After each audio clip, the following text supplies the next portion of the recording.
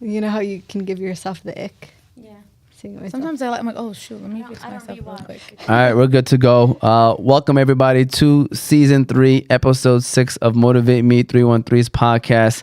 We are officially live and ready to get this show on the road. Looking forward to another great show today. Today's topic is a very important one. I feel like it's another one of those topics that we discuss in the community that we don't discuss enough in the community that we should be talking about, and that is childhood. Well, we're going to talk about trauma in general, and then we're going to be discussing more so of childhood trauma and how it can impact your life even after you are older and you're in your adult years. Let me go ahead and introduce everyone who's in the building today. I first want to start off with little big bro Yusuf Thabit. Yeah, Sada's giving that wave. Yeah. I know, my bad. I had you with a pivot. Little big bro Yusuf Thabit, he's in the back doing his thing with the ones and twos. We appreciate him and all that he does. And then, of course, to the right of me, you got little sis Sada Thabit. She's right here to the right of me. Of course, you got myself, Omar T. Then to the left of me, you got my other sister, Abir Thabit. She's here on the screen, as you know, chilling next to me. She says she hates sitting next to me because the cameras a lot of times are here, but it's okay. She's ready to have another great time. And then our guest for today is Hana. She's back, believe it or not. Go ahead and give her a round of applause. She was on the show. Yeah, the crowd loves it, by the way. You know what I'm saying? They love the guests. We don't get a round of applause. Only the crowd does. The guests. So she's back. This is her second time. The first time you were here, I forgot what the specific topic that we discussed. We were talking about trauma and premarital preparation. Wow. Okay. Yeah. So there you go. I kept calling it counseling, but it was preparation. There you go. So this time around, she's our trauma expert. She's going to tell us a little bit about herself once we introduce her and everything else in between. But shout out to Hana. We're looking forward to a show today. Like I said, it's a show that we feel like our community definitely needs to be talking about, and I'm ready to learn more about, honestly. I want to know how things that happened maybe in the past may have affected my personal life. So make sure you're tuned in. But before you do that, make sure you hit the like button. Make sure you follow and subscribe us on YouTube, Facebook, Instagram, and TikTok. We're all under Oz Media. We got a new sign. Shout out to Abir. She saw this online. Was like, let's make this happen. So we had to get a new sign. So make sure you follow us all under Oz Media. You can listen to this show later on Apple and Spotify podcasts under Oz Media. If you want to call in, the number is 313-306-1750. Again, 313-306-1750. Shout out to all of our sponsors. You have Juice Box, Qahwah House, BC Adhesives, the Balkan House, Specialty Medical Center, and last but not least, I'm forgetting one of them. I know that. Juice Box. Did I mention Juice Box? Or Hanley International Academy. No, shout out to Hanley International Academy. We appreciate them. That's the first business that we're going to give a shout out to, Yusuf, is Hanley International Academy. And then after we run the ad, we're going to officially get the show on the road. So shout out to Hanley International Academy. You know, Yusuf, you seem like a pretty smart man. What elementary/middle school did you get promoted from? The one and only Hanley International Academy. Hanley International Academy is a school that treats every student and staff like their own family. It's even in their vision statement, educating your child like our own. Their location is 2400 Denton Street, Hamtramck, Michigan. Their phone number is 313-875-8888. The academics there are great. The athletics there are great. Thank you to the staff and administrators at Hanley for educating our leaders of tomorrow.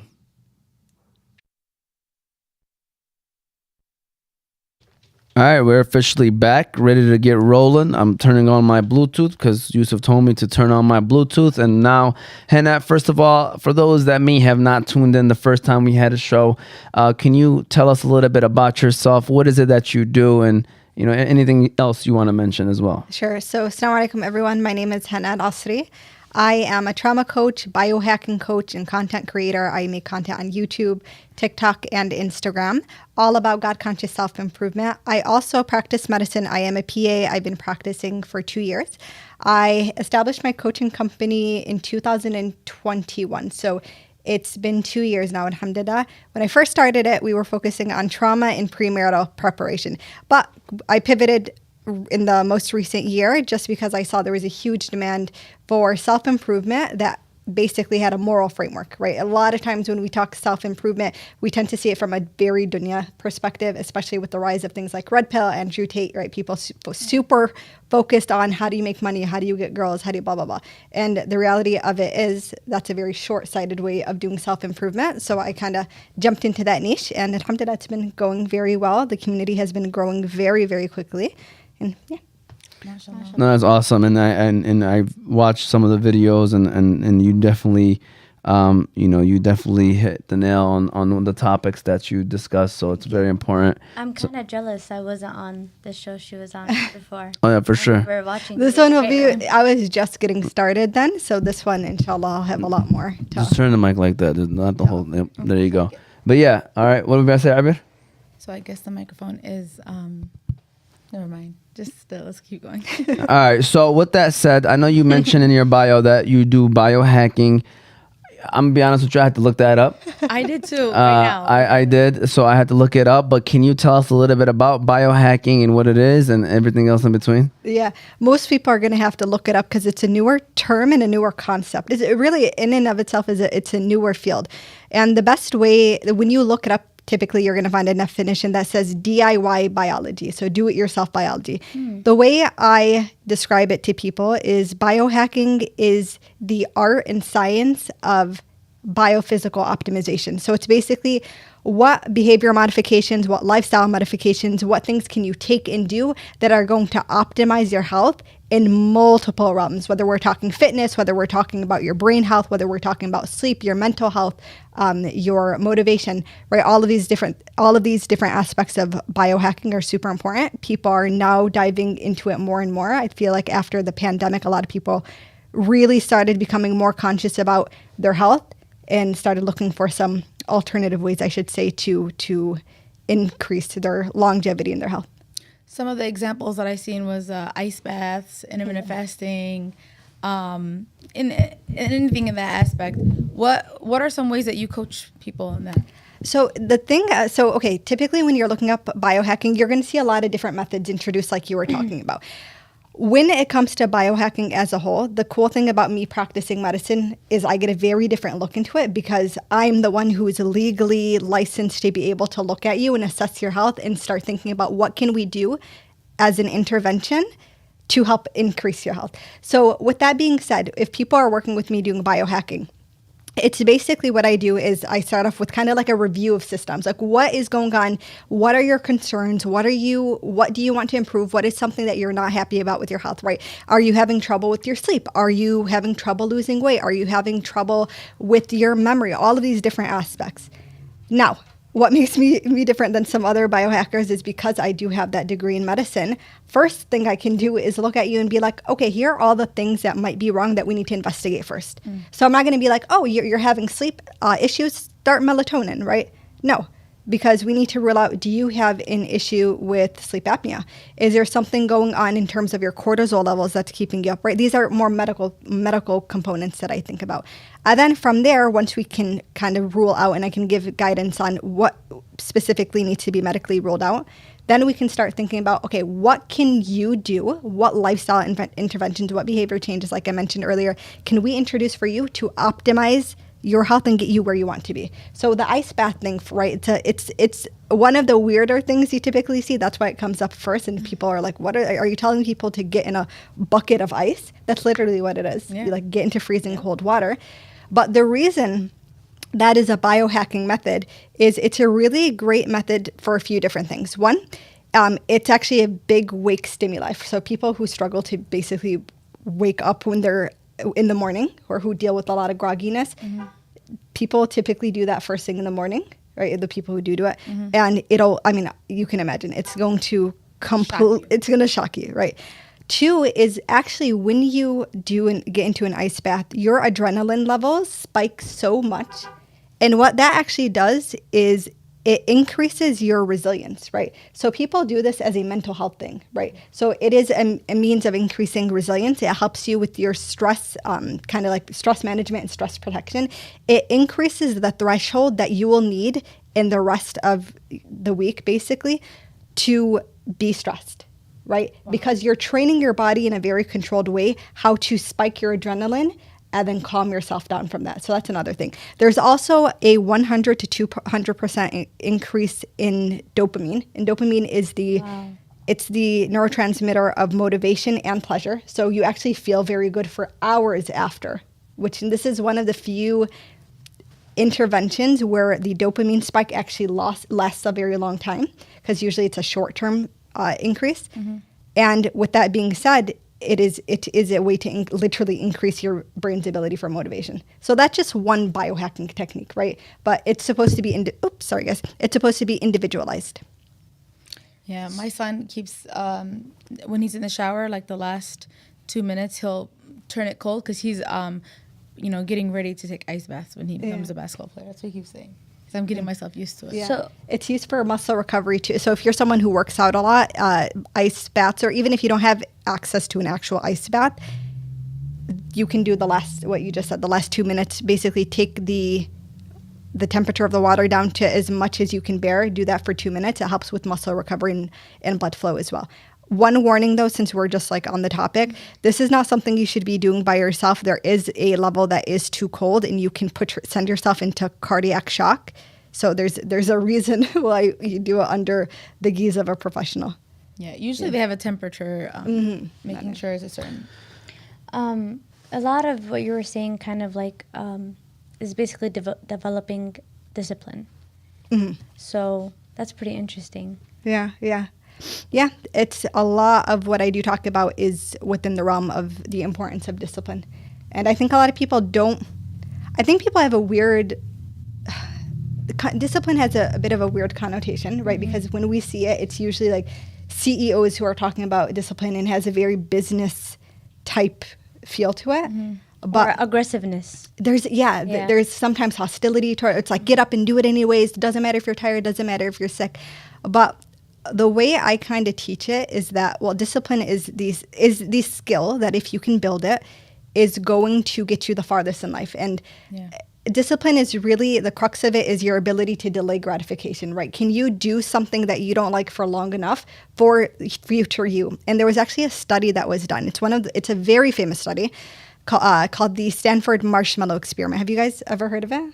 I haven't. Okay, so this is it was a groundbreaking study. I don't know if it was done in the 70s, 80s, but it is one of those studies, like you say, a lot of people will end up knowing what it is.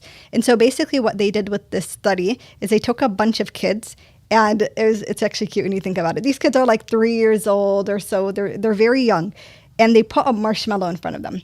And they told the kids, you have two choices. One, you can eat this marshmallow right now, okay? Or if you wait until we come back, so the investigator, until we come back, and you didn't eat it, we'll give you a second marshmallow, right? So then they have like the kids with the marshmallow, and you see some of them are like fighting themselves to not eat it, and like some of them like just give up and just shove it in their mouth, right? And it's hilarious because you're watching these little kids exercise discipline. And what's interesting is not who ate it and who did it, but they followed these kids into adulthood. Really? Yeah. Okay. And then they took note.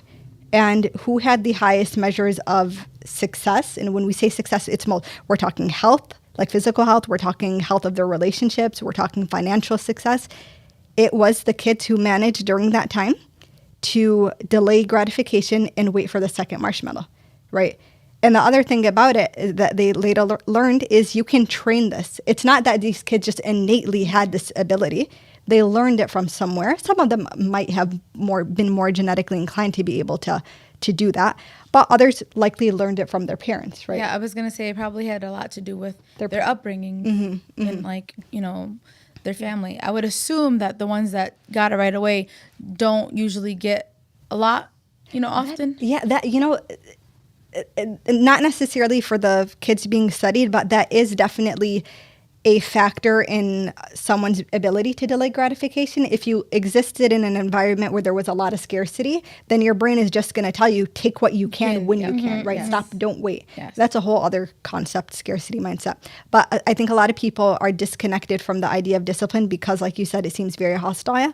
But when you hear the study, you immediately think, if these kids at 3 years old were able to do something that would later allow for them to succeed in their life in multiple realms, then why can't I? And one thing I say because my work is about God conscious self improvement, is Islam is the religion of discipline. And you don't have to go very far, right? Just the example of one of the heaviest obligations we have as Muslims is 5 times a day prayer, right? Okay, that is the only fard, or the only obligation as a Muslim that we have no, very few times are we allowed to miss it. So you can miss it if you're in a coma. You can miss it if you're bleeding. You can miss it if you're dead. Those are basically the only options, right? Even if you don't have water to make wudu, and I don't know how much of your audience is Muslim, so if there's someone who's not Muslim listening to this, I'll try to think of another example as well. But even if you don't have water to do the pre-prayer ritual, you can still use sand or dust. God is literally like no excuse, right? And then Fajr is the ultimate example of discipline, because we wake up before the sun even rises to pray, right? Islam trains you in your discipline. And think of it in the greater scheme of things. When I said discipline is the ability to delay gratification, Muslims are the ultimate gratification delayers, because what do we say? We don't live for the dunya. What are we're doing all this for in akhirah, right? We're truly delaying, because to get there, we have to die, right? We have to wait until that point. So it really is a huge exercise in discipline. Yeah, that's definitely some great points right there. And so my next question, we're here to also talk about trauma. And I know this is another one of the expertise that you have is dealing with trauma. So can we start off with the basic question of, what is trauma and how can trauma impact a person's life, rather if it's now, later, whatever it may be. So if you want to just share that information. Yeah, so trauma has been a huge buzzword for the past few years. And to put it very simply, trauma is 2 things. Trauma is a physical experience, and trauma is a physiological experience. So when I say trauma is a physical experience, I mean trauma is an event that happens that is so overwhelming, your brain cannot process it, right? So if I said, I always struggle to say these things because it's like, may Allah protect us from it. But let's say, not me, someone comes to you and they say, I was driving down 94 West and all of a sudden a car rammed into me and my car flipped over 5 times and my car was totaled and I had to get pulled out by the firemen and thrown onto a stretcher and I was bleeding. But you'd look at that and you'd be like, that's traumatic. That's trauma, right? Very clearly. It's an event that we just look at and we're like, whoa. Mm-hmm. Trauma is a physiological thing. Physiological meaning it happens inside our body, is when this thing that was so overwhelming, our brain cannot process it. And so because our brain is not able to process this overwhelming event, what it does is it basically keeps it in the emotional part of our brain. So what our brain does, and our brain is part of our nervous system, right? Our nervous system, for those of you guys who don't know, is basically comprised of our brain, spinal cords, and all the nerves that come out of it. Our nervous system is what helps. It's what's allowing me to speak to you guys right now, what's allowing me to interpret and understand what you're saying. It's what lets me see. It interacts with the world through our 5 senses, ability to hear, see, smell, so on. When our nervous system is overwhelmed with an event, its primary concern is our protection, okay? Think of it in the sense of when all things just go to crap, your brain is going to think, what do I need to do to protect you, right? If I put my hand on fire, do I think about pulling my hand away? No. I'll answer for you. Yeah, no, you don't even automatic. think. You don't even think, right? If I'm having a conversation with someone and I put my hand on a burning hot stove, my hand pulls away before I even think of it because my nervous system is like, this is about to damage one of your organs, so pull it away. That's our nervous system. Trauma, because it is so dangerous in the sense of our brain is like, this thing caused us a lot of harm. It's going to keep in the emotional side of your brain so that if you come across something that resembles or reminds you of whatever happened, it can stimulate that emotional response so you react to it and you get away from it. That's what trauma does, okay? So example, back to the car accident, right? It would be completely normal that after that traumatic event, the person who that happened to has a hard time driving or is terrified getting into a car or wants to avoid 94 West for several years until maybe to the extent that they end up needing therapy for it. Why? Because their brain is saying this thing almost killed us. So anything that resembles it stimulates that emotional side of our brain. It's called the limbic system, and we need to avoid it. That's what trauma is. There you go. That's explanation. yeah, that's a very great explanation and great examples as well.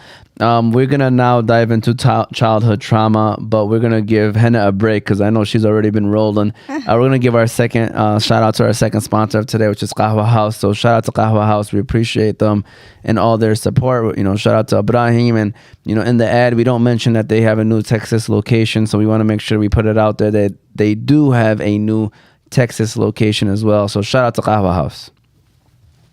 If you're ever in need of some coffee, then you have to stop by the best place in the country. You know what that is, Yusuf? Yeah, man, it's gotta be the Qahwah House. It's definitely the Qahwah House. It's the first Yemeni coffee shop of its kind.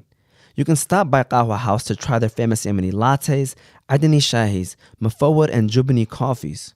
You can also stop by to try their delicious pastries, such as the Yemeni favorite sabaya, everything mini bites, and they even serve sambusas. They have locations in Michigan, New Jersey, New York, and Illinois, with more locations coming to a state near you. So no matter where you're at in the country, be sure to stop by Qahwah House and get a glimpse of what the Yemeni culture is all about. Also, don't forget to download the new Qahwah House app. You can now order your coffee and go, skipping the line entirely. It's like having your own personal barista.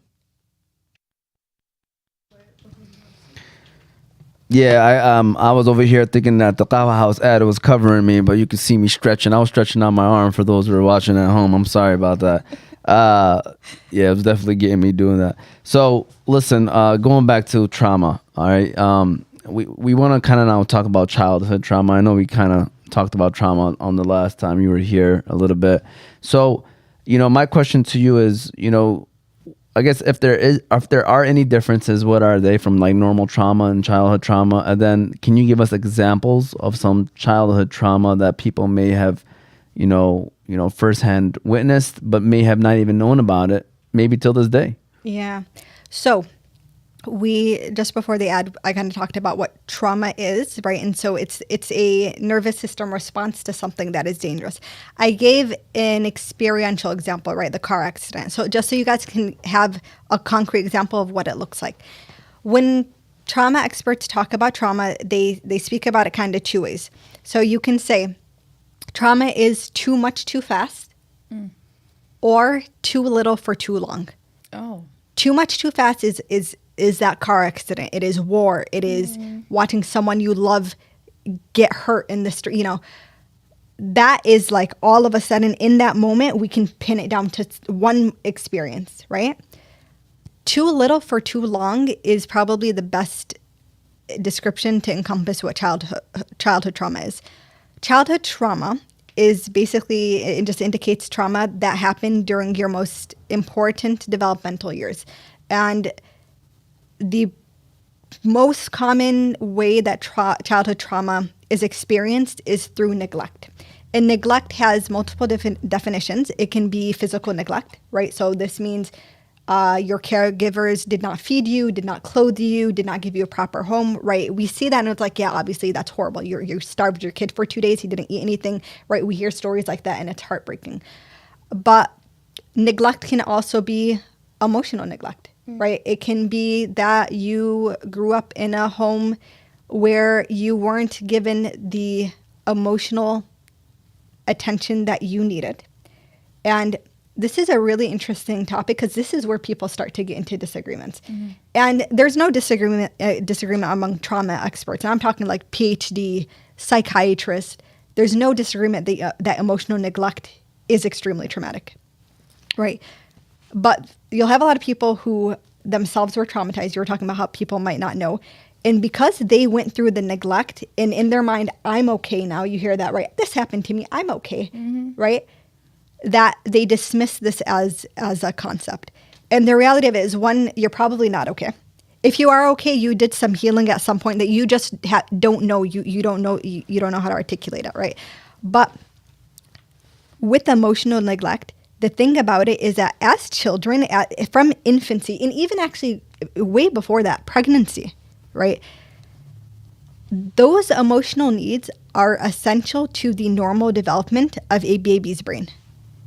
We have so many studies about this. There's an entire study called the ACE study. Have you heard of it? The Adverse Childhood Experience Study.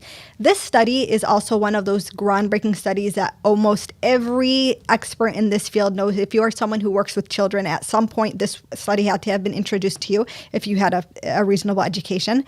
And it is basically a study that tracked thousands of people, and it had them numerically basically rate certain experiences that they had. So, for example, were you ever beaten as a child? Did you have a family member who went to prison? Did you ever see a parent beat another parent? Right? Did you have situations where you were not fed? Did someone in your family have a severe mental disorder? Right? Then they ranked it, and it gives you a score. You can actually take this quiz online, by the way. And based on that score, they kind of trended people. Again, this was a longitudinal study, and they watched people over the years. And they found, I forgot the percentage, but the percent, I'll look it up, inshallah, during the ad, actually. They found a stark risk increased risk of heart disease, stroke, cancer, mental health disorder with people who had an ACE score of, I want to say, 6 and above. So we know from expertise that neglect is detrimental to someone for a long period of time. Mm-hmm. Now, while I say that, I do want to offer hope. Just because you have an ACE score of 6 or above or whatever it might be, does not mean that you're doomed. That khalas, at that point from now, because this happened to me as a kid, I'm doomed. Actually, no.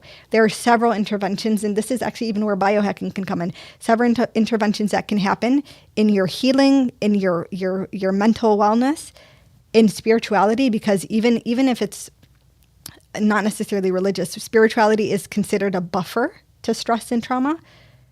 All of those interventions can actually reverse the risk. So, yeah. I seen that you had your hand up. Did you want to mention something? No, it's okay. When she mentioned that, like, a lot of people, or some people will say, like, oh, they're healed at a certain point of their life. But I feel like most of the time it's just them learning how to throw it all under the rug so good that they really put into their head that, yeah, I'm healed, when they're really not. And then when situations will occur, it would spike their anger or whatever they used to feel prior to that, and then it's like, no, you're not healed. You just knew how to cover it up and mask it out. Yeah. People suppress a lot. One thing I'll say, so right, nervous system, you're going to hear me say nervous system so much during this podcast because that is a prime body system that deals with trauma. And the thing about our nervous system is when we're in constant fight or flight because of this trauma and that emotional part of our brain is constantly being set off, it actually shows itself in our body, right? There's a book that when this book came out, it ended up really revolutionizing just the broad understanding of trauma with the general public. Because prior to that, it was really just something discussed among experts. It's called it's either The Body Keeps the Score or The Body Keeps a Score by Dr. Van der Kolk. He's a Harvard-trained psychiatrist. One caveat, he starts the book off basically talking about a war criminal. Take it with a grain of salt. I'm not sharing the book name because I admire him at all. I'm sharing it because his research really did revolutionize the field, and I can't take that away, no matter how much I disagree with him morally. So he basically introduced the idea that it shows up in your body. So you said spike of anger, right? Some people will think that they're healed. And when that spike of anger happens, it's because something triggered a memory of the trauma. The limbic system, emotional part, goes haywire, and then they react to that. But prior to them feeling anger, if we were to put a bunch of physiological sensors on them to measure their heart rate, to measure their air intake, to measure their cardiac output, to measure even the sweat that comes out of their gland, before that even happened, what we would see, data, just basic data, everything would have gone up. Heart will start racing before they even say something. Sweat we can see that their eye will start to dilate, their pupils will start to dilate. That's what I mean when I say it's a physiological experience. It literally shows itself in your body. So have you ever heard of Dr. I'm going to say his name wrong, but Gabor Mate? Gabor Mate. Okay, there you go. Yeah. He talks a lot about, when you were saying like a little, like not enough during their childhood, he talks more of like not giving them the experiences as well, not letting them fulfill all of their wants as a child. Like, he kind of compared it to animals. Like the kids need to play, they need to experience things, they need love, they need affection, they need basically all the emotions and how that affects them. And it gets to the point where he begins to talk about narcissistic parents and how that plays a huge role, and how that same parent is not the same parent for all of their children at different stages of the children's life. And he also talks about inflammation and how kids that are not able to articulate or communicate their needs and wants, it becomes stored, and it's a long-term health issue. Yeah. Uncle Shop. Sorry, no, that's my Uncle Shoop. He ain't calling for the show. He's calling to see the girls. But go ahead, continue. No problem. So it's super complex when it comes to family systems.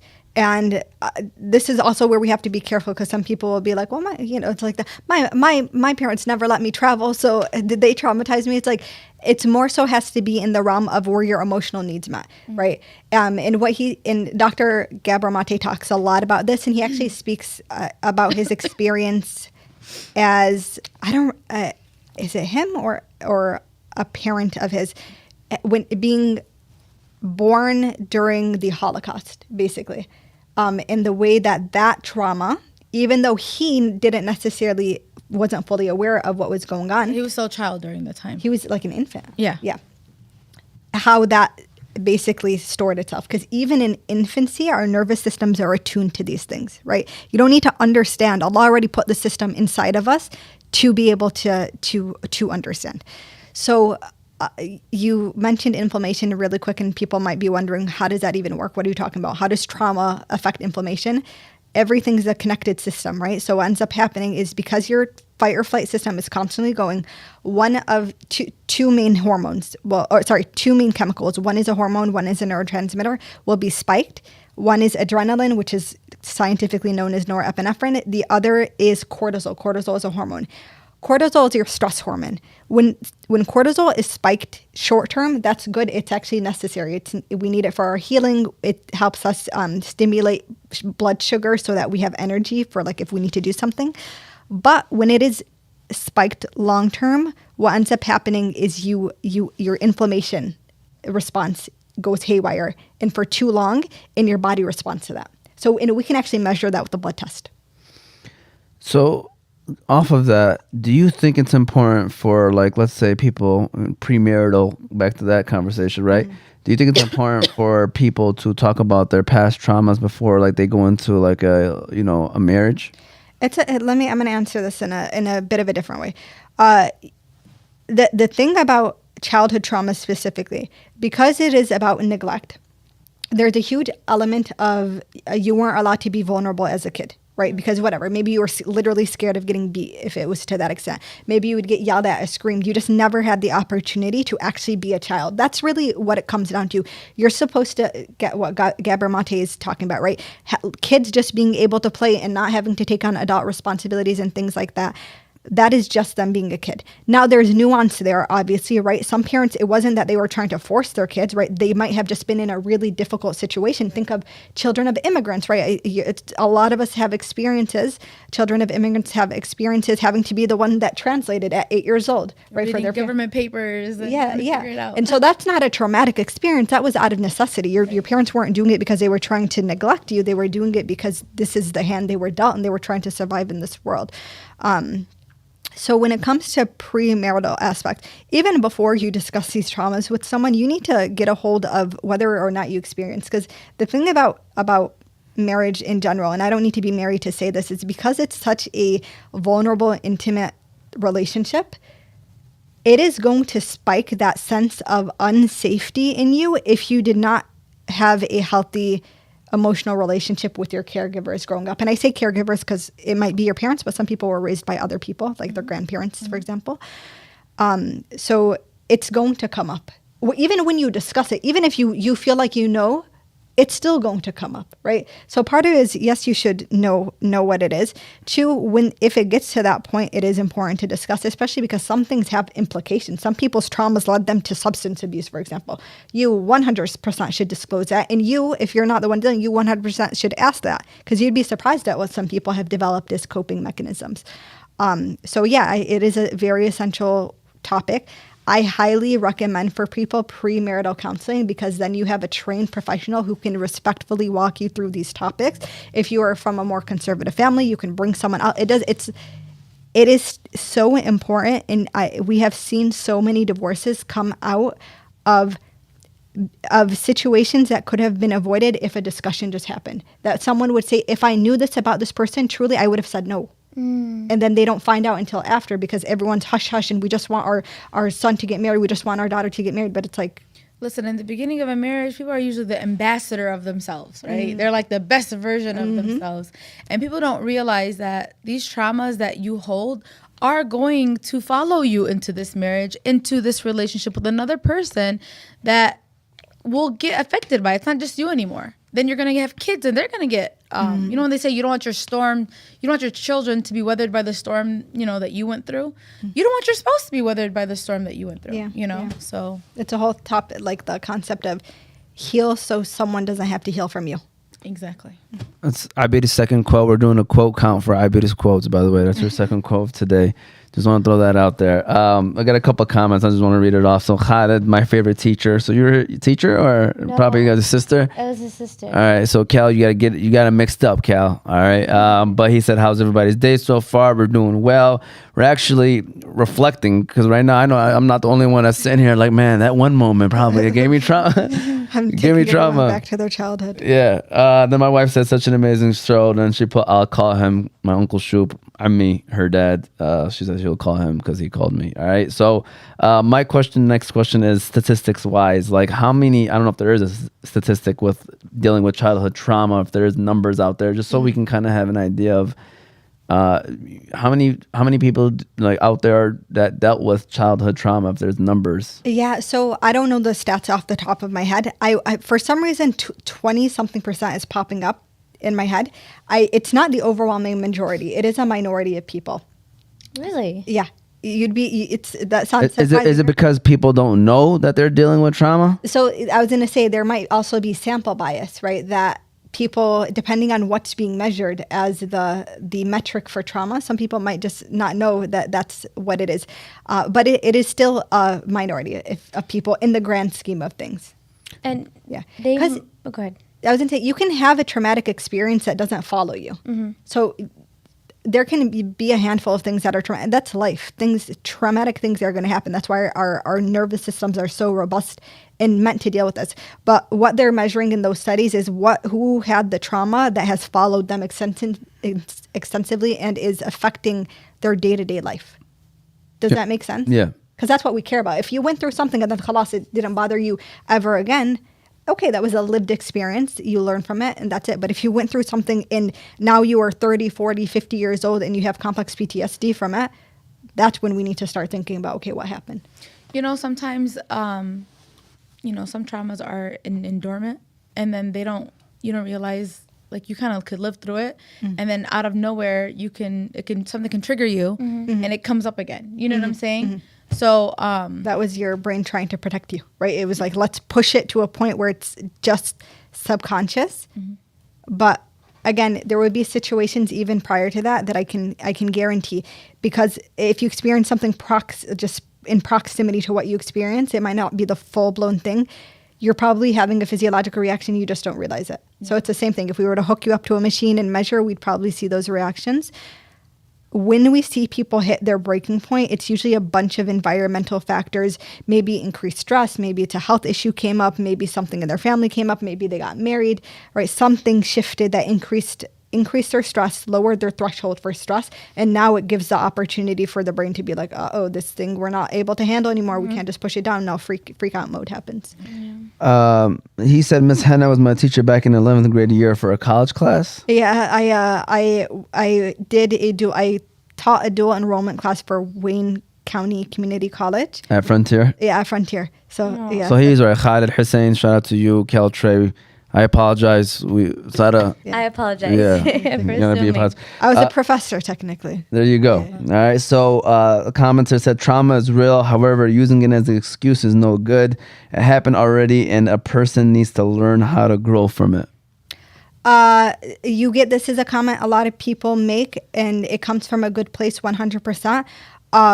So when people are truly traumatized, when they're acting from a place of trauma, so that's one thing. If you're using trauma as an excuse to harm people, that's one thing. Yes. But in terms of it stifling your growth and your ability to move forward in life, that's not always the person's fault. That's like, it's literally, I keep going back to the physiological things, right? It's literally is their body taking over, right? And if, for example, someone there's a condition called supraventricular tachycardia, right? So basically their heart rate goes up so high, it goes above 140 a minute. They don't have to do anything. They could just be sitting there. So it's a condition that when it happens, we have to address it pretty quickly. And no one would blame that person, right? If they couldn't get up and do what they need to do because they literally, like, it gets hard to breathe, right? Yeah. If someone's traumatized and something triggers the trauma and their body takes them into fight or flight and their heart rate spikes, why are we blaming them for that, right? A lot of people also don't know. It's not mainstream knowledge of how do you heal trauma. Mm-hmm. It's not, right? Sometimes people feel like that healing is inaccessible to them because they're being told you have to go to a therapist to heal and you have to read certain things to heal. And sometimes people just don't. There's a fruit fly there. Apparently I smelled sweet or something. But it's okay.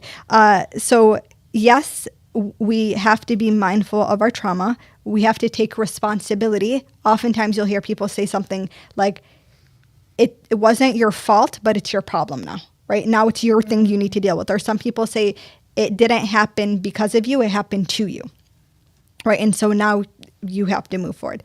So I just distinguish, have a little, I tell people just have a little more empathy. Mm-hmm. Yeah. Sometimes it's like, some people also have a little more resilience where they could have gone through something traumatic and they're okay, but we don't have the story of everyone's lives. And these things also have genetic influence. We can actually measure genes. There are literal genes that they can tell you if you have this gene turned on, you're more likely to end up with a complex, like with PTSD, basically. So there's a lot of factors. There are a lot tests us in different ways, and it's not always your reaction is not always your fault. But at a certain point, yes, I completely agree that it is our responsibility to take on our healing. If it wasn't, then Allah wouldn't hold us accountable for the things that we do. There you go. This is a good time to take a break. And I don't know, you said you're going to look up something as well, Hana. Right. So shout out to Balkan House Restaurant. We appreciate them and all their support, Juma and Hassan. So shout out to Balkan House. We still got a few more questions, so don't leave us. And we're going to continue on after the ad. You know what, Yusuf, man? I'm in the mood for some Balkan food. Yeah, man, me too. Well, you know, there's no better place to go for Balkan than the Balkan House Restaurant. The Balkan House restaurant is famous for their doner kebab sandwiches. But did you know that the Balkan House now serves breakfast?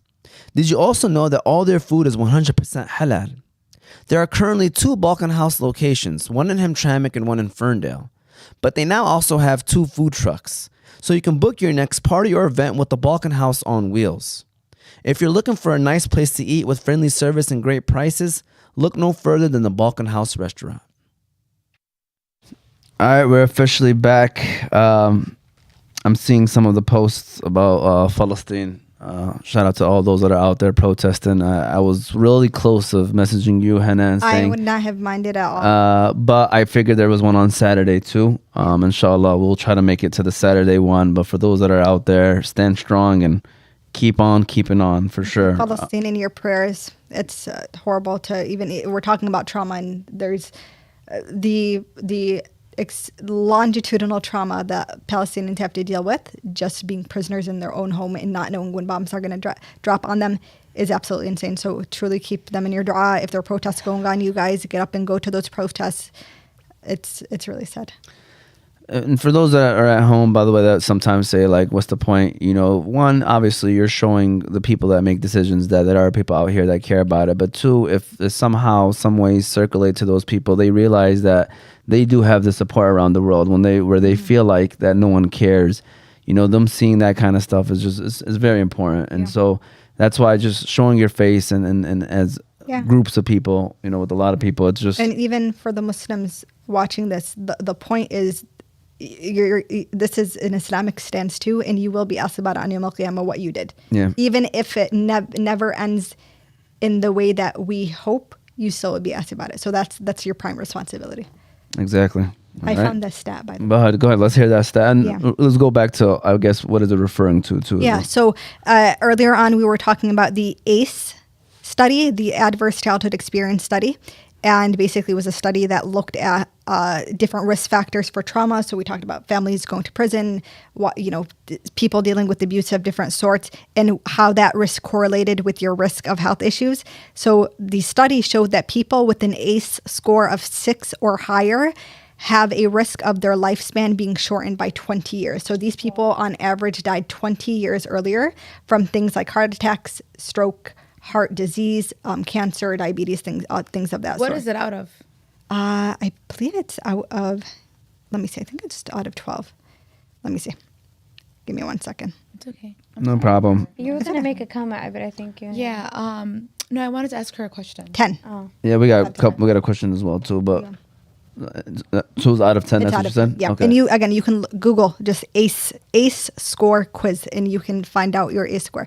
But don't let it scare you if it's there. You can do things to reverse that risk. And we're going to get to that. That's kind of what I'm waiting for. But before that, what are some signs of an adult that has childhood trauma? Yeah, this is a really good question. So because it's such an individual experience, it could look different for a lot of people, right? And just in terms of, so I'll go to the typical scientific criteria that we use for PTSD, post-traumatic stress disorder, because that usually is the highest degree of or highest sign that you have trauma. But if I had to kind of categorize and give some examples. So one example of trauma is people will have flashbacks. And you can have flashbacks in the sense of like you truly, people with full-blown PTSD, they will act out as if they're there. And in their mind, they're literally seeing what's going on, right? But if someone doesn't have full-blown PTSD and maybe has complex PTSD, for example, the flashback will be like, it's almost like they're emotionally taken back to where they are. And they can't identify always what happened there, right? So I'll give an example, right? Let's say a child who was ruthlessly beaten, right? As a child. Now they're older, they're married, the person who even, let's say it was their father, has passed away, that person's not even there, right? One day they're with a friend and the friend kind of as a joke does this. And this person jumps back and like gasps. But not like, what the heck are you doing, man? But like almost as if it was his father doing it to him. That is a trauma response. So that's an example of a kind of low level flashback. That's one. 2 is disassociating. Disassociation is basically, the best way I can explain it is that you will be in a room and all of a sudden, the way I describe it is you go to the back room of your brain. It's like you're there, but you're not really there. You are sitting there, but you stop sensing what's going on. You feel like you're in another room. You're not fully aware of what's going on. So that's disassociation. That's a huge, huge symptom of trauma because that is the brain's way of protecting you from what's going on. A lot of people, when they were going through their traumatic situations, fully disassociated, so they wouldn't have to fully experience what was going on. Next is something called depersonalization, which is basically where you don't feel like you are who you are.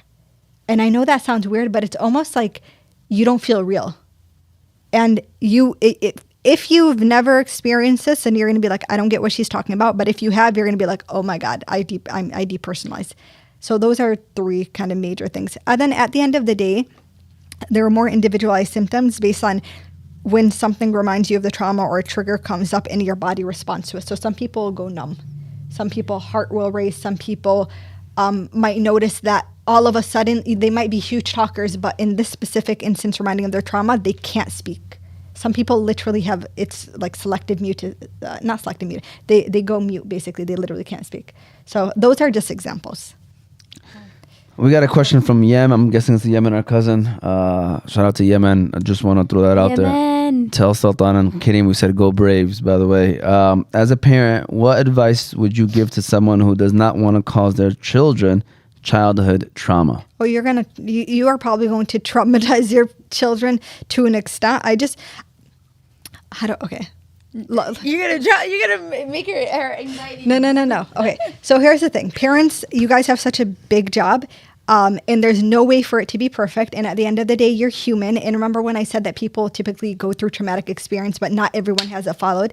So you might do something that is a little traumatic to your child. That doesn't mean you're a horrible parent. Now, when it is repetitive and it's constantly happening, and it is the example of too little for too long, then we need to work on something. So I guess my best advice for parents would be, one, it starts with your awareness of what happened to you, because what ends up happening for a lot of parents is it's generational trauma, right? So because they were raised in a certain way, and the way they were raised ended up contributing to their trauma, perhaps it was so painful that they never worked on it, right? And then inevitably what happens is our brain works on patterns. So now you're doing the same thing that your mom did to you, or you're doing the same thing that your dad did to you. And you might have thought, I'm not going to do that, right? You didn't even think to put any barriers in that, because you just assumed I would never do that. And then this issue comes up and you react the same way. Awareness is the first step, because when you are aware that there's a problem, that's when you actually do something about the problem. You take it from subconscious to conscious, and now you can actually do something. There are a lot of great parenting books and material on trauma. So read those, take the time to read those. Or there's podcasts if you're busy and can't read when you're driving, or when you're cleaning, or, when you're working out, whatever it might be. Listen to those things, learn, educate yourselves. They'll teach you methods and things of that sort. 3 is, remember, if all else fails, I think one thing that can be very helpful, and I'm not a parent, so you can take what I say with a grain of salt, but I have lots of nieces, and my sisters are awesome parents. And so seeing how they deal with things is also very helpful.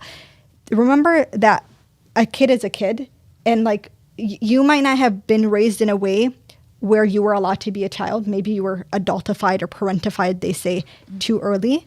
Step back and think, is this a normal thing for a child to be doing? And if so, why is it making me so upset, or why is it triggering a reaction? Give your kids a little grace, right? Sometimes kids will do stupid things, and now with Gen Z and Gen Alpha, stupid has gotten stupider. But give your kids grace, because it is a part of the learning process. Their brains are underdeveloped, so they are going to do things that might seem different, and you just have to be extra mindful about how you react to those things. And when you're aware if you're acting out of trauma, or it's a traumatic response, if you can sit there and just be like, why is it bothering me so much? What is it reminding me of? You'll usually come to the conclusion.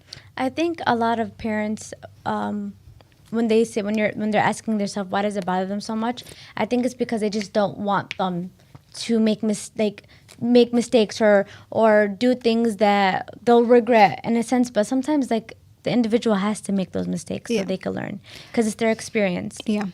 Sometimes it's the reaction is what I'm more so talking about is the reactions that are very out of balance to what's happening. And a lot of parents might find that the intensified reaction they have is because their parents had a similar reaction. And so there's I got nervous. There's also an element of shame, almost because you were shamed for it as a kid, right? And it might have been something that was fine, and we were growing up in different generations.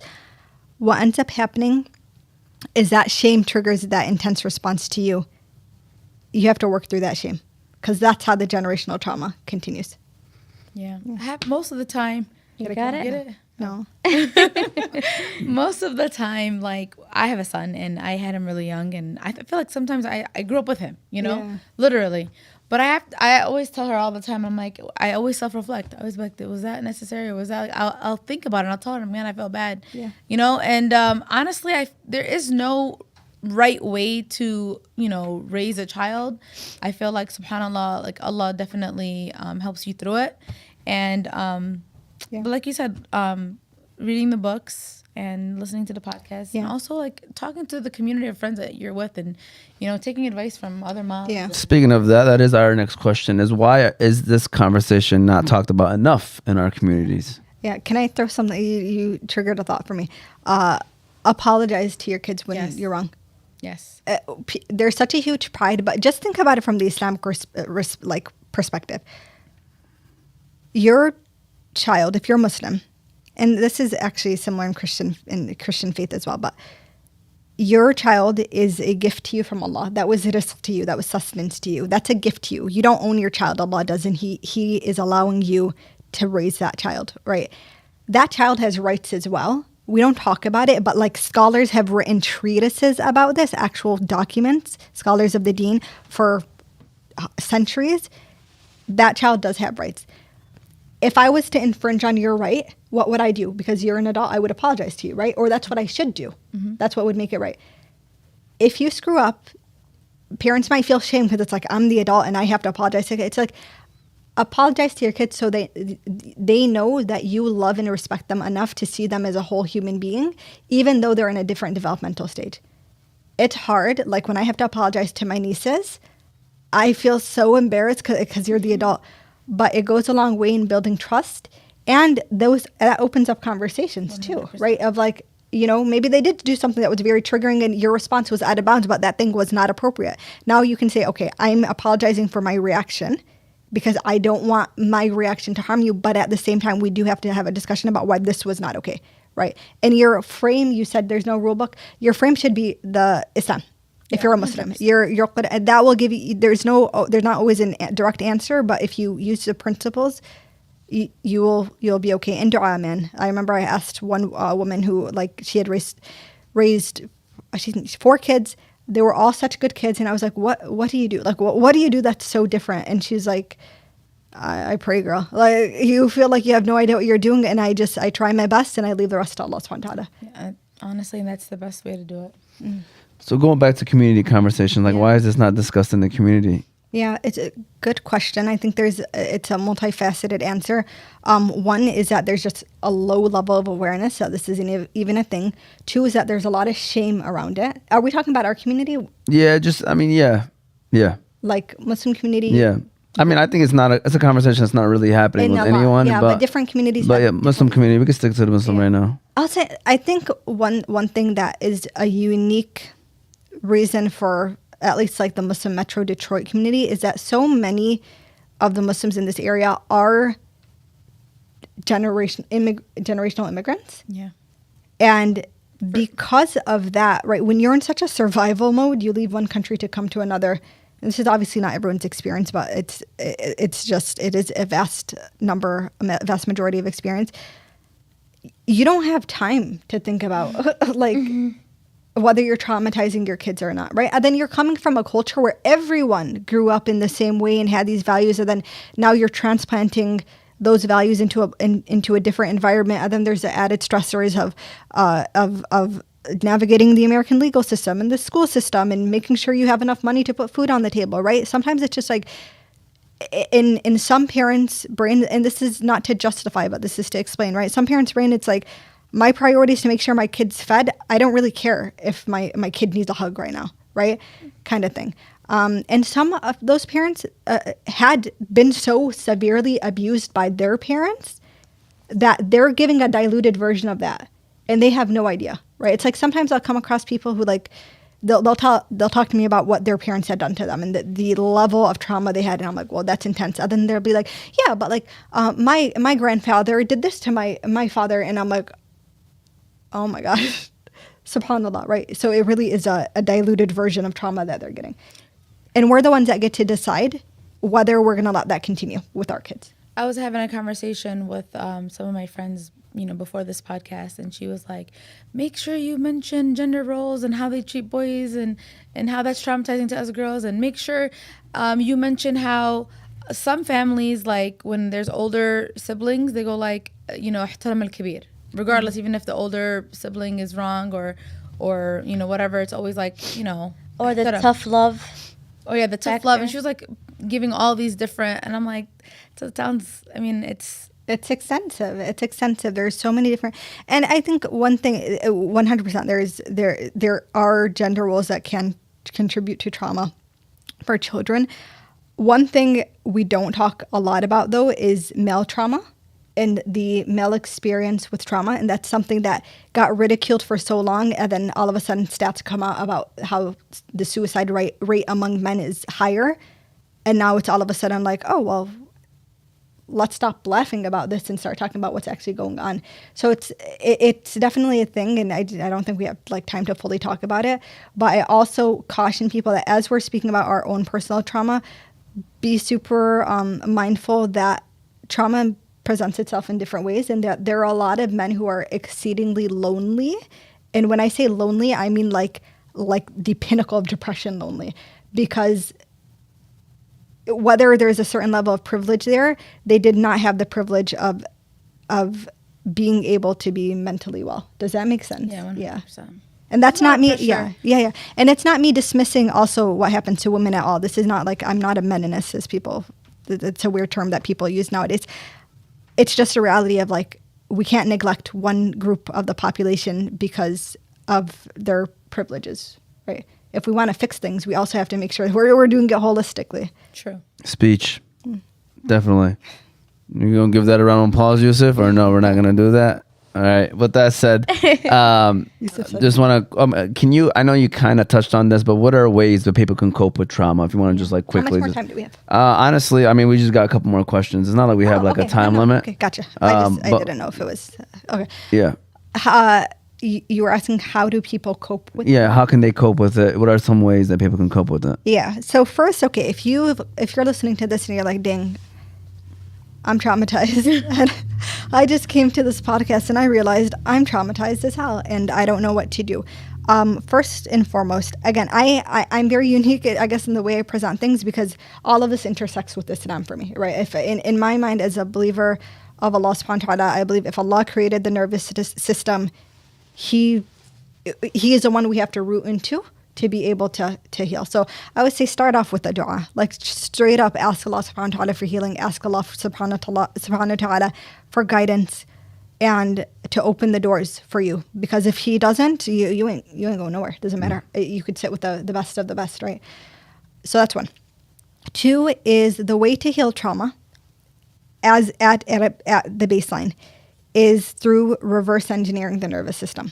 So I talk extensively about how the nervous system stores trauma and lights up our limbic system, the emotional part of our brain, allows us to physiologically experience these things, and then we act out in reaction to that, right? There's fight, flight, freeze, and fawn. A lot of people have heard fight or flight, right? Freeze and fawn are ones that a lot of people don't know, and these tend to come out with traumatic experiences. So fight is obviously fight. Flight is you run away from the problem. Freeze are people that they cannot do anything. Like their nervous system just stops them. It's like, don't move forward, go back, you're going to get hurt. Fawn is a very interesting one because fawning is basically when the person, to avoid the trauma, overcompensates, people pleases, bends over backwards to avoid it. So I'm going to give an example. 4 children, okay? Extremely abusive parent, okay? The fighter children is the one who's going to scream, who's going to yell back, if they're getting beat, is going to fight back, right? The flight child is going to run to the bathroom and lock the door until their parent is done beating the other kids, right? The freeze child is literally just going to stand there, not know what's going on, and take the beating. The fawn child is going to start cleaning. I was going to say that. Is going to start cleaning, start trying to like calm the parent down, right? That's what it looks like in that situation. You need to know what kind you are. And you can be multiple. Some people are like, I'm a fighter in this situation, but I'm a major fawner in this situation, right? Know where you're at. Once you know that, step 2 is identify the physiological responses you have when that thing happens. It's almost like you're taking inventory. It's like, okay, traumatic experience happens or trigger happens. And maybe not in that instance, you can identify what's going on. But after you're like, you know what? I realized my heart really starts racing and I feel like my chest gets really tight. Start noticing that. Why? Because remember I said this happens before you even respond. If you can catch that in time, that is something you can start reverse engineering. Now, there's a whole genre, I should say, of trauma healing that is called somatic sensory processing. This is what I mean when I say, I know these are big words, you guys, but bear with me because I'll try to explain the best that I can. Reverse engineering this nervous system means when things come up that are about to trigger a traumatic response, what you're going to do, did I get it? No. The fruit fly is traumatizing me. Yeah. Allahumma salli ala Muhammad. So, okay, when something comes up that triggers a traumatic response, what we're trying to learn to do to heal is we're trying to learn how to calm our nervous systems down so it doesn't completely take over. The limbic system doesn't completely take over. I keep touching the side of my head, by the way, guys, because your limbic system is in your temporal lobe, which is like on the side. And when you're able to calm your body down, what you're doing is you're keeping your frontal lobe is right here, literally, online. In your prefrontal cortex, in your frontal lobe is the part of your brain that allows you to think through things, make decisions. It's where your personality lives, okay? If you can keep this online, then even if you're feeling a little emotional, you can actually make decisions that are not detrimental, right? But when this goes offline because you're fully traumatized, this is what takes over completely. And once that person, you ever see someone who's like so angry, they see red, nothing you say to them is going to make a difference because their frontal cortex is completely offline. But then you'll see people, they're angry, but they're like holding it. They're talking to you. They're trying to keep it calm. They're keeping their frontal cortex online. So you got to learn how to calm the body. There's a bunch of different ways that you can do this. If you are looking for like a super professional way, you can work with the therapist that does EMDR therapy, eye movement desensitization and reprocessing. That basically, it teaches you how to bring the traumatic memory up in bits and pieces, integrate it into a story, and then calm your body down, and then process it from short-term to long-term memory, right? So now your emotional brain doesn't get the full chance to completely come online, and then you're able to put it into long-term memory, and then you now will feel like, oh, it happened in the past, khalas, it doesn't bother me anymore. Does that make sense? I know it's a lot, but... Yeah. I'm going to kind of not counter, but I'm going to give you a scenario or in that sense. Sometimes trauma is in the present. And, it's continuously happening. And you can't, even if you try to, face it or whatever. Let's say it's a narcissistic parent, right? Yeah.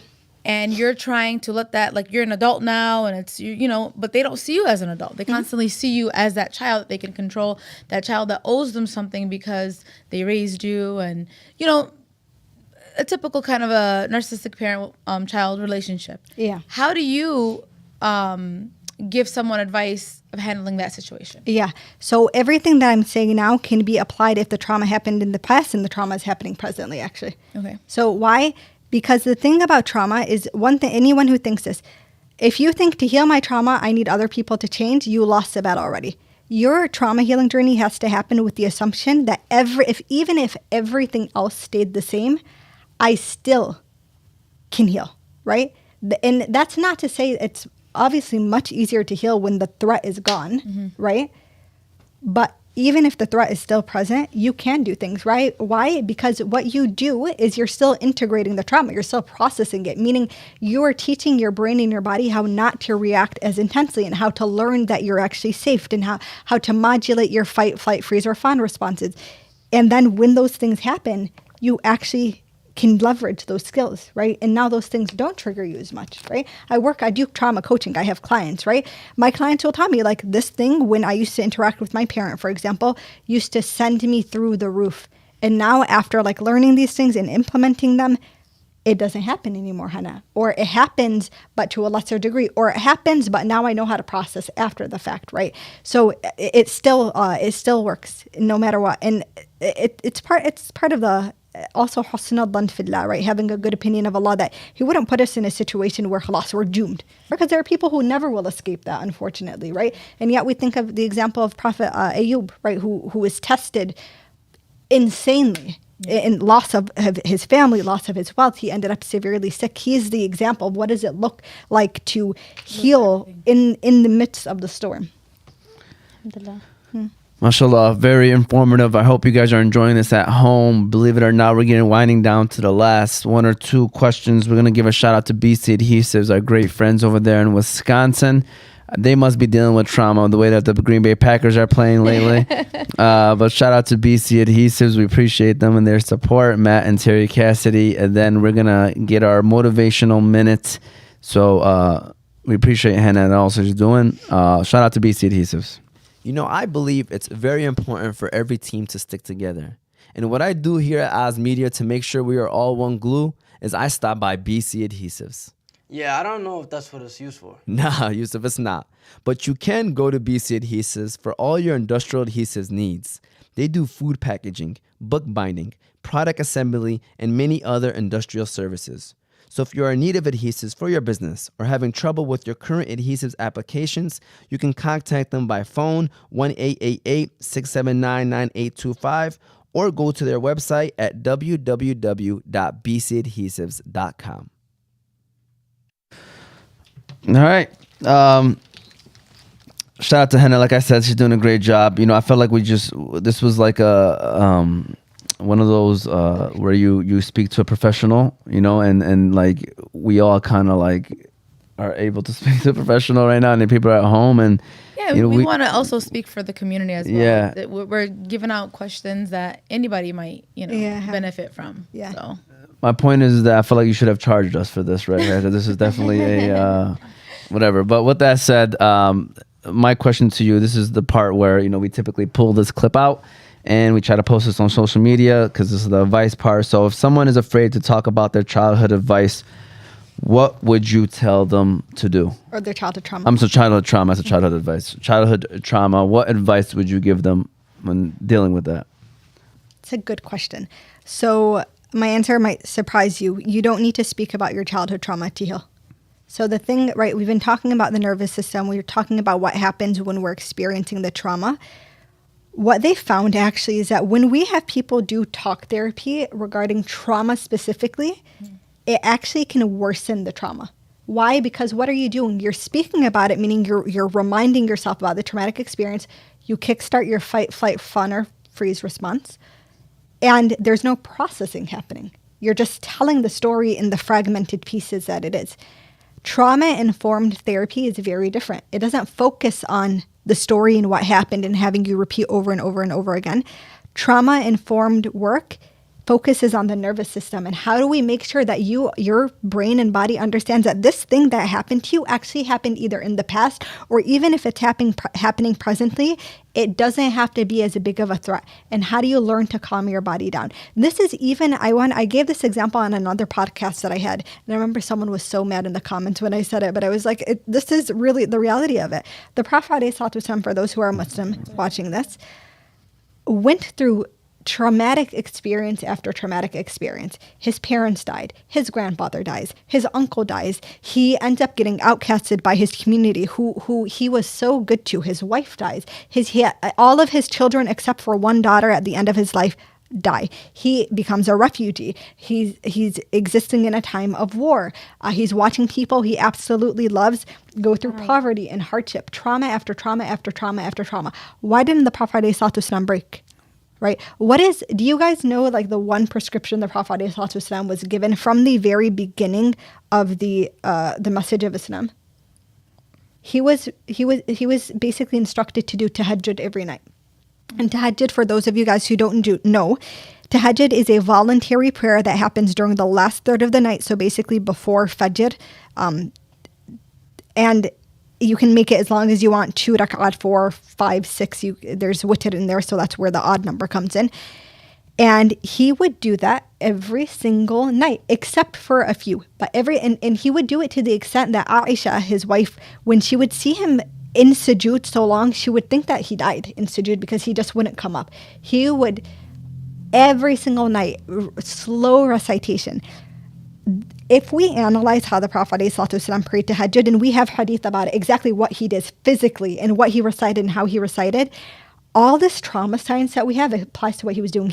That was a processing trauma experience. The Prophet ﷺ was using the slow meditative movement, which is part of what somatic sensory processing is. The amount of time he's spending is in sujood, right? He was making dua during that time, right? Because that's what you do in sujood. He's making dua. He's processing his trauma with Allah subhanahu wa ta'ala, right? He's building resiliency. He's taking time out. So this is the only time he has alone. He wouldn't do this with other sahaba. He wasn't leading sahaba in prayer.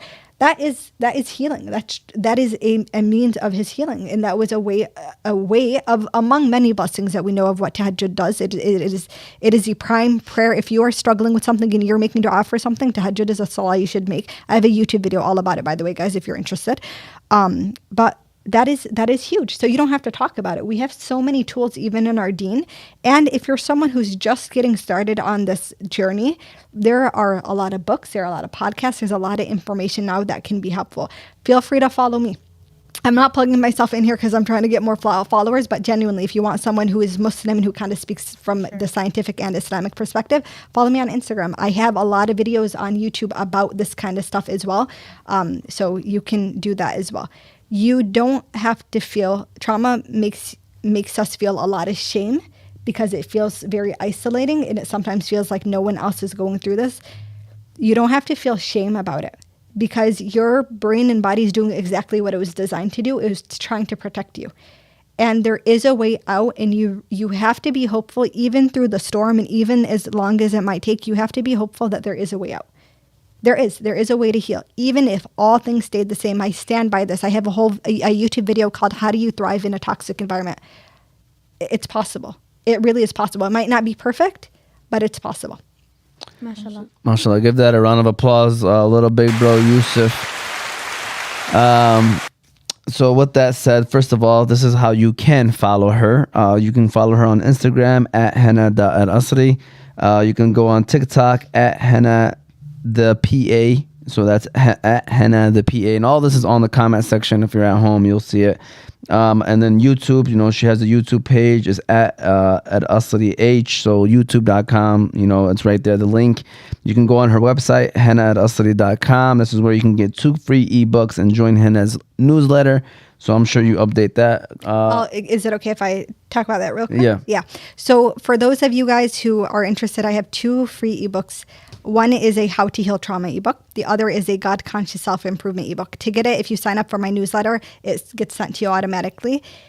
For those of you who want to work with me doing group coaching, so I do trauma group coaching for women, Muslim women specifically. Actually, when this is going live, there's only 6 more days left for the application. So you can go to my website. You can sign up to have a one-on-one free discovery call with me where we'll literally talk, is this a good fit for you? Otherwise, the application is open on a rolling basis, but the next cohort will be in 2024. I also do one-on-one self-improvement coaching, biohacking coaching. That's completely different. That's usually just open. So all of that can be found on my website. And all the links are also always in my bio in all my social media and the description of my YouTube videos. And if you have any questions, you can also email her at hana@hana@asry.com. So shout out to Hana. We appreciate her. I just want to quickly say, first of all, thank you for those that tuned in or will be tuning in. We hope that you enjoyed this episode and learned something. Like all of us here, I'm sure we've all kind of reflected while she was talking. Be sure to follow us. Hit the like button. YouTube, Oz Media. Facebook, Instagram, and TikTok under Oz Media. You can listen to the show later on Apple and Spotify podcast under Oz Media. Shout out to the sponsors: Hanley International Academy, Juice Box, Balkan House, Qahwah House, BC Adhesives, and Specialty Medical Center. We appreciate them. We'll go from right to left. Final words and final comments. Sado, any final comments? I thought you were going to start with Yusuf. No, not this time. No, I'm joking. Thank you so much for sharing your knowledge. No problem. It was beautiful. Abir? Thank you. Thank you not only, for us, but for the community. Honestly, what you're doing is groundbreaking, literally. And inshallah, more success. And I know you'll be able to help so much more people. Inshallah. Hana, any final comments, final words? No, guys, if you need help, I'm here for you guys. I put out a ton of free content very intentionally on several topics around trauma, biohacking, God conscious self-improvement. Feel free to listen to the videos, watch the videos. If you ever want to contact me directly, you can email me. You can DM me on Instagram. I reply to all my DMs as of now. The community is growing, alhamdulillah. That's the whole point of what I was doing. Wasn't just to build a brand, it was to build a community where people can actually do this work together. And so if you want to be a part of it, then you can follow me on any social media, inshallah. There you go. This was season 3, episode 6 of Motivate Me 313's podcast. We'll be back again next week, Tuesday, inshallah. Same time. So be sure again to tune in. Thank you all for watching. We'll see you all next week.